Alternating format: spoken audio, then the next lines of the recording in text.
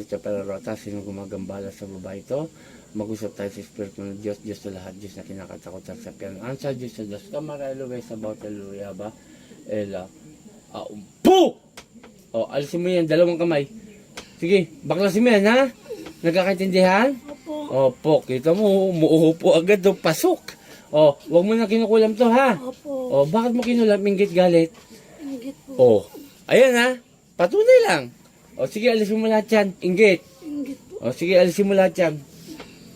Walang iya ka, ha? Sige, baklas, baklas. Baklas. Tanggalin nyo lahat yan. Kilala mo ka? Opo. Sino ka? Opo. Apo, ano? O, hindi mo ko kilala. Kasi kung kilala mo ko, sasabihin mo agad yung pangalan ko. Apo lang, maraming apo eh. O, magpapakilala ko ha. Opo. O, ako si Apo Chalin, taga Sambales. Ayoko sa lahat inaano niyo yung mga taga Santo Tomas, ha? Opo. Ha? Opo. Sige, baklas! Kunti ba? Kunti na lang. Ang ano nyo, ha? Lulupit nyo, ha?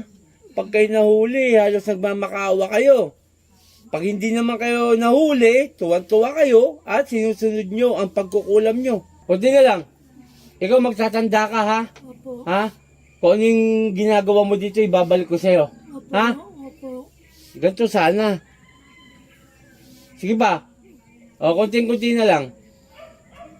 Panginoon kong Isus sa kamandakila, umingaw ng basbasay na ibalik ko inilagay sa babae ito hanggang siya ay mahirapan at mamatay. San Ipratris Sakmek. Atol! Pangalan nito? Elizabeth po. Sa ngalan ni Jesus, Elizabeth, balik sa katawan mo. Ate. O, ganito sana. Ano mga sinabi mo? Hindi ko matanda. Oh, hindi niya matandaan. Ibig sabihin, madam, ate, pumasok yung kumulam, no? Pakiubos. Sa mga magpapagamot po, mga midulo sa akin, huwag kayo pupunta sa mga manggagamot, hindi man lang sa akin, sa ibang tao, sa ibang manggagamot, kung ang gagawin nyo, ititigil nyo rin yung panggagamot sa inyo, kasi naghihintay yung tao. Pangalawa, siyempre, gusto kayong magamot at magpapagaling sa inyo ay ang ating Amang Dakila na si Yahweh at ang ating Panginoon. Ginagawa po namin lahat para gumaling kayo.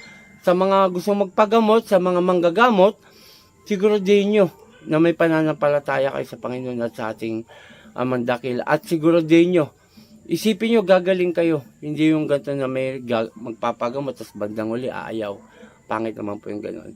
Okay, shoutout kay Apo, kay Apo Marwin, kay Apo Rosita. Marami na, malapit na magpasko at magdo-donation drive tayo. Maraming salamat. Puh! Ate, 3 araw may inumin to, ha?